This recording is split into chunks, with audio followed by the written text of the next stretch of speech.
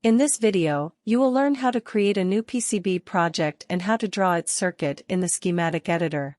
It's important to know that every PCB requires a schematic to be drawn first. Creating just a PCB without a schematic is not possible. So drawing the schematic is always the first step of a new project. Before we start with the tutorial, let's quickly take a look at the structure of a LibrePCB project. This knowledge may help you to understand how LibrePCB works and what you can do with it. However, if you are in a hurry, feel free to skip this section and proceed with the practical part of the tutorial. Basically, a project is a container for several things. The first thing is the schematics, which may consist of multiple pages. All schematic pages together define the electrical circuit of the project. On the other hand, a project of course may contain a printed circuit board.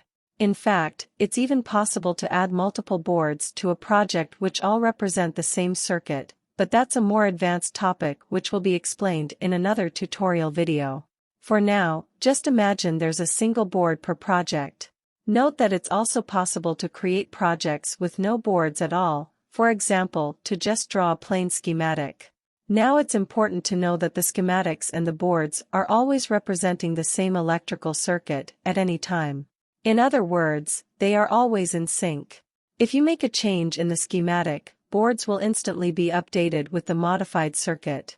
This is called forward annotation.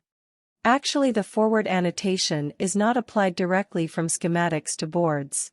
In fact, there's an intermediate layer in between which represents the whole electrical circuit of all schematic pages together, sometimes also called the netlist. Any modification in the schematics will automatically be applied to the circuit, and any change in the circuit will automatically be applied to all boards.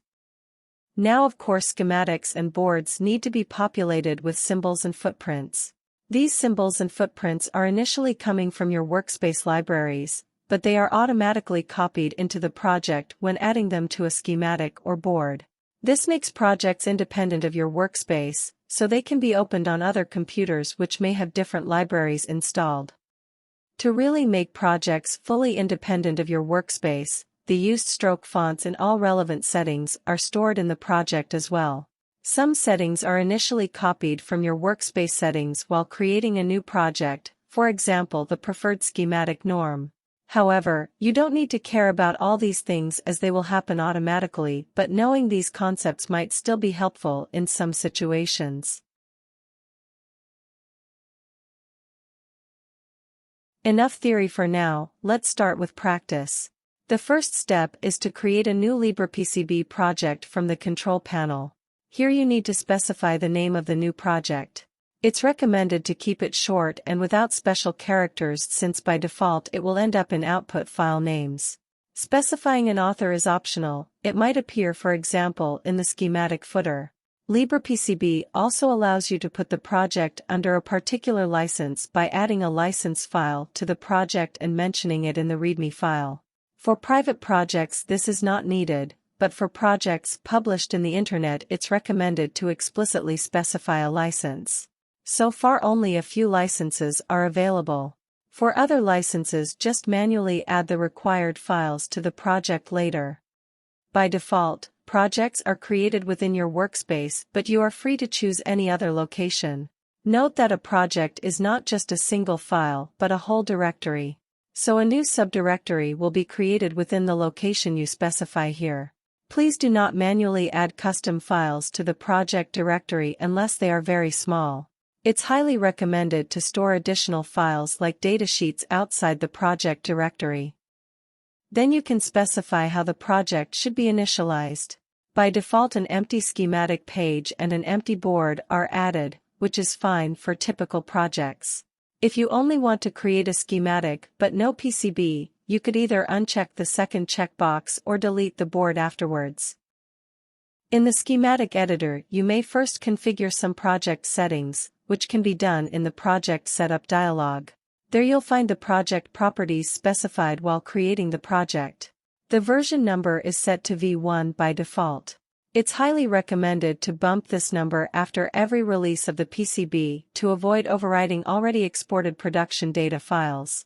In addition to these built-in attributes, you may also specify custom attributes which can be referenced, for example, from schematics or boards.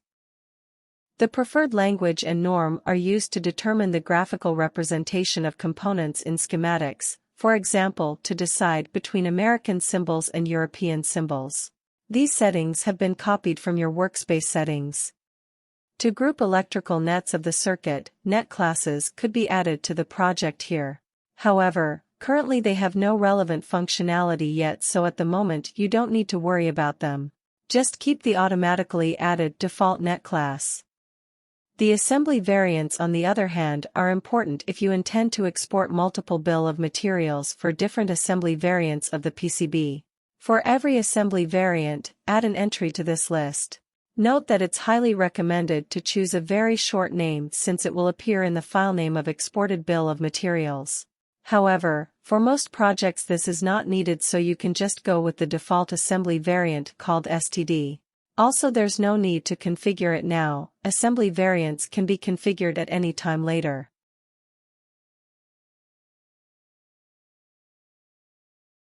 Drawing schematics mainly means adding components and connecting them with wires. Standard components like resistors and capacitors can be added with the dedicated toolbar.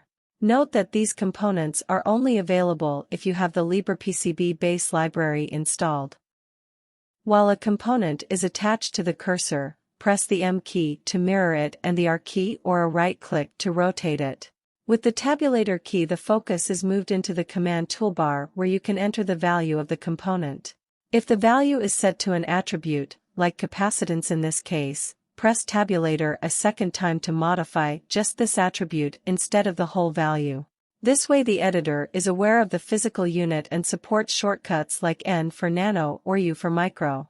To remove the unit prefix, enter F for farad or R for ohm. After placing a component with a left click, it will be duplicated and attached to the cursor again to place several of them without invoking the tool every time. Just press the tabulator key again to modify the value, or press the escape key to exit the tool.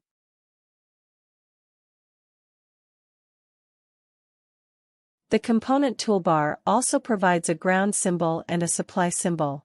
They will assign any attached wire to the net called GND, respectively VCC, so they allow to connect nets without having a visible connection between them. The net names can be changed by entering a custom component value like V+ or 5 volt. The net name can also be changed afterwards in the component's properties, but this needs to be done before attaching a wire since renaming an attached wire is not supported yet.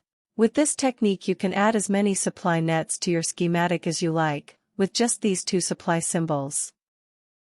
For components not contained in the dedicated toolbar, use the component picker dialog.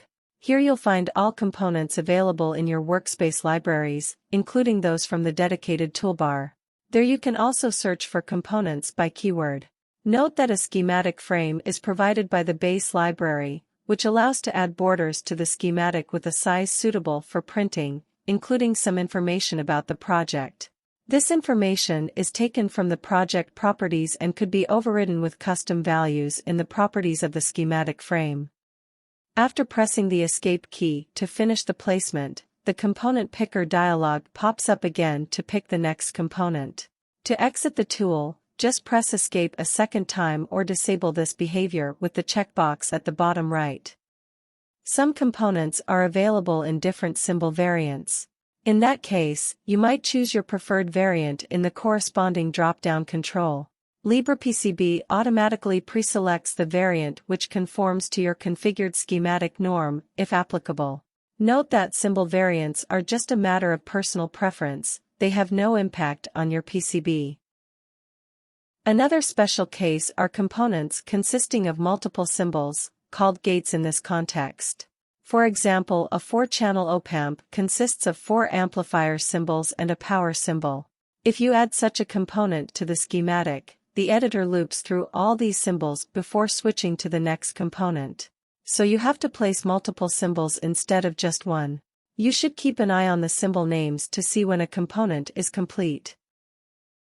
You might already have noticed that some components in the list view are expandable, so let me explain what this is intended for. Items in this list view are organized in 3 different levels. The highest level is called the component. Basically, this is the thing which is added to the schematic, containing a graphical symbol and a specification of electrical signals for the netlist. This is good enough for drawing a schematic, but it's not enough for creating a board since the component doesn't specify a package. This is where the second level comes in, called the device. A device represents a component with a particular package and a particular pinout. If you choose a device instead of a component, it will appear with the corresponding package on the board later. However, it's possible to draw the schematics with just components for now and choose the actual devices later. The third level lists all the available concrete parts of a device with their exact manufacturer part numbers. This is useful to get complete, accurate bill of materials at the end of the design phase.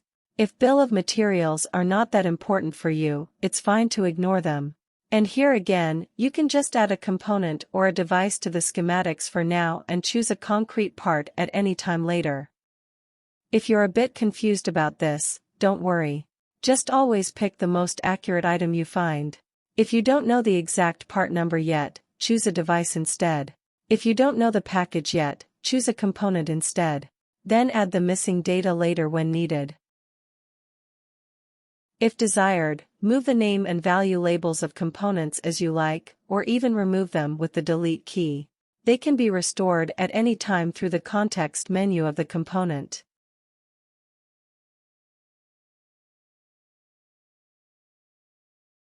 Now it's time to draw the actual circuit by creating connections between pins with the Draw Wire tool. The circles around symbol pins indicate unconnected pins. Green circles indicate optional connections. Red circles indicate required connections, leading to warnings if left unconnected. Just add wire vertices with the left mouse button. The right mouse button switches between different routing modes. A wire is automatically finished when ending at a symbol pin or manually with a double click. If you need to move or rotate a symbol, the tool can be left and re-entered with a right click on the schematic background. Note that this feature is available in most tools to quickly switch between the current tool and the selection tool. To keep schematics clean and readable, there are 2 different ways to create connections without visible wires. The first is to use supply symbols. All supply symbols with the same value are internally connected to each other. As soon as you attach a wire to a supply symbol, the wire is added to its corresponding net. This can be proven by hovering over the wire. This way is preferred for any supply nets like ground or VCC. The second way is to use net labels. By default, every wire not attached to a supply symbol represents a separate net with an auto-generated name starting with N, as you can see in the tooltip. This net name can be made visible by adding a net label with the corresponding tool. Just click on the wire you want to label and place it with a second click. Once a net label is added to a wire, the name of its net can be changed with a double click on the label. This way you can create an invisible connection between multiple wires by assigning them to the same net. Be careful when changing the name of a net containing multiple wires. By default, only the wire of the double-clicked net label will be changed, which in fact disconnects the wire from the other wires in the same net. To change the net name of all wires, select the bottom checkbox.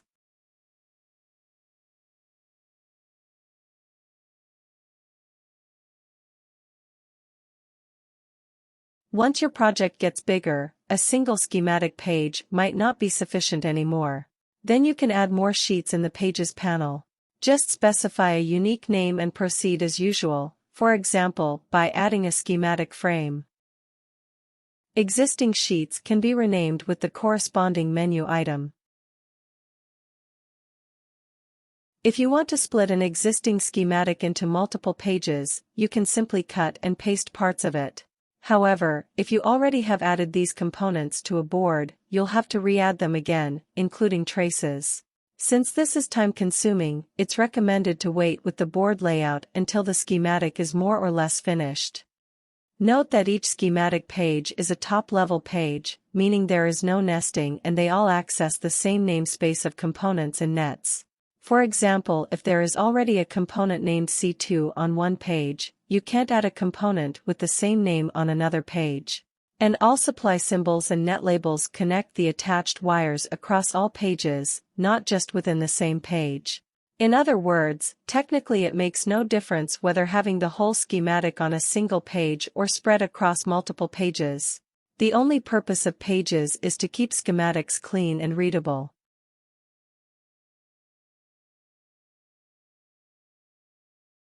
As you already saw in the component picker dialog, LibrePCB allows you to add components by their exact manufacturer part number. These part numbers are mainly useful if you like to get an accurate bill of materials at the end of the design process. For simple projects you might not need this if you intend to order and assemble parts manually. Feel free to skip this chapter in that case. However, generally it's a good idea anyway to add as much information to a project as possible. To add part numbers to a component, open its properties with a double click. If this component has been added by selecting a device or a concrete part, there will already be some assembly data added to it. If there is no such data, you first need to choose a device because it's not possible to specify a part number without selecting a package. Once the list contains an entry, you can add a part number to it.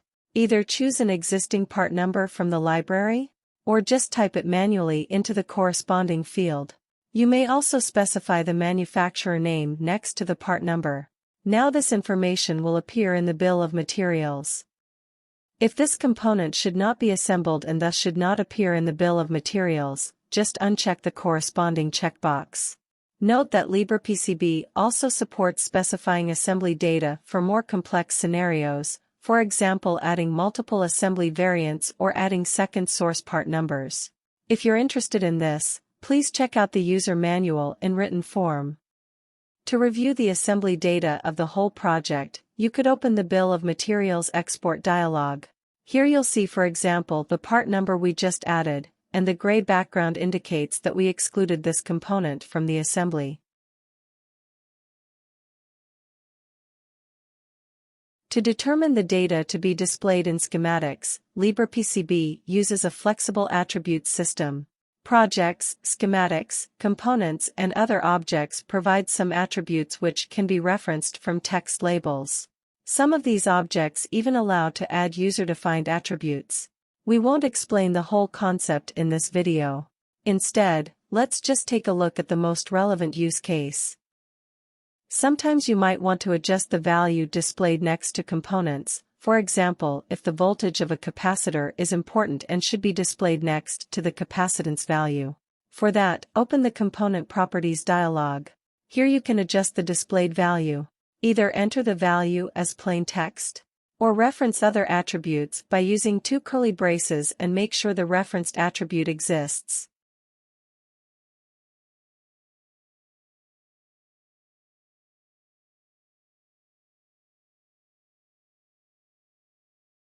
Generally it's recommended to reference attributes since they might be specified by parts automatically, for example the manufacturer part number. So if we reference the MPN attribute, the value is automatically updated when choosing a different part.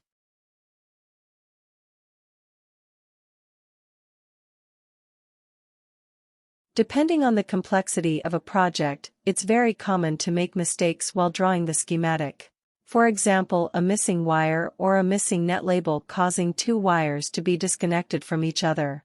LibrePCB automatically checks your schematic for such errors and reports them in the panel on the right side of the schematic editor.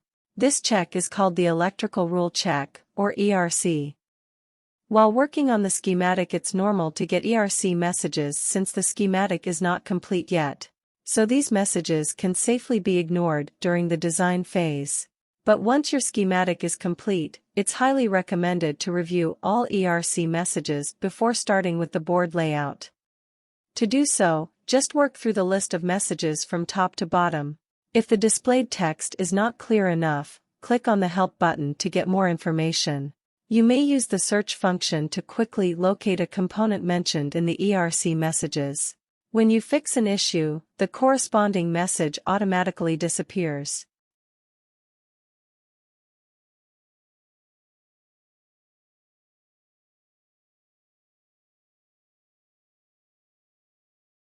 If you're sure a message is not relevant for you, for example, if you are doing unusual things by intention, you can approve it.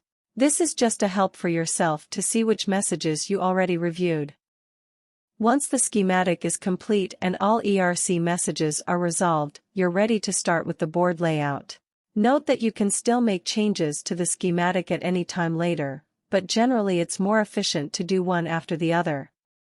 In case you like to print the schematic, this can be done with the print dialog. However, note that print settings are not stored in the project, so you might have to re-enter them when printing the next time.